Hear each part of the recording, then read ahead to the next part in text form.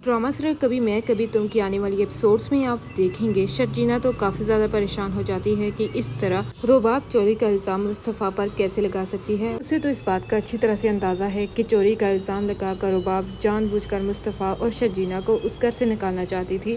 शर्जीना मुस्तफा से कहती है, मैं सोच भी नहीं सकती थी कि रुबाब दौलत और जायदाद सब कुछ होने के बावजूद इस तरह इस किस्म की घटिया हरकत भी कर सकती है। तुम इस तरह परेशान मत हो, सच सबके सामने आकर ही रहेगा कि ये सारी साजिश रुबाब की थी। मुस्तफा भी हैरान रह जाता है कि किस तरह शर्जीना उस पर एतमाद कर रही है कि मुस्तफा ने कोई चोरी नहीं की, कि अपने घर वालों ने तो उसे ही अपने घर से निकाल दिया। ये भी ख्याल नहीं किया कि मुस्तफा जाएगा कहाँ। शर्जीना तो अपने माँ बाप पर भी बोझ नहीं बनना चाहती। मुस्तफा शर्जीना से कहता है, मैं अंदाजा नहीं लगा सकता था कि तुम इस तरह इस मुश्किल वक्त में मेरा साथ दोगी। शर्जीना, अगर तुम मेरे साथ न खड़ी होती ना तो शायद इस तरह मैं तुम्हारे सामने जिंदा खड़ा न होता। मुझे अपने ही घर वालों ने हमेशा निकम्मा कहा, ये भी न ख्याल किया कि मैं भी उस घर की औलाद हूँ, उस घर का बेटा हूँ। लेकिन हमेशा से मुझे तंग नजरी से ही देखा जाता क्योंकि मेरे पास कोई जॉब नहीं थी। फिर अदील को कहीं ना कहीं इस बात का शक होना शुरू हो जाता है कि ये रुबाब की ही साजिश होगी। इसीलिए वो रुबाब से कहता है, वैसे तुम्हारे इस तरह पैसे गुम हो जाने के बाद तुम्हें इस तरह हंगामा करने की जरूरत नहीं थी। नहीं, वो दोनों इस वक्त कहाँ होंगे। रुबाब अदील से कहती है, मैं जानती हूँ कि तुम्हें इस वक्त किसकी फिक्र हो रही है। तुम्हें तो अपने भाई की फिक्र नहीं होगी बल्कि शर्जीना की होगी। इसीलिए तो तुम इस घर में आना चाहते थे। शर्जीना को अपने दिल से निकाल दो, वरना तुम जानते हो कि मेरी जिंदगी में तुम्हारे लिए कोई जगह बाकी नहीं रहेगी। बाप के रवैये से तो अदील काफी ज्यादा तंग आ चुका है। वो यही सोचता रहा कि दौलत और स्टेटस की वजह से वो रुबाब से शादी कर लेगा, लेकिन रुबाब ने उसका जीना मुहाल कर दिया है।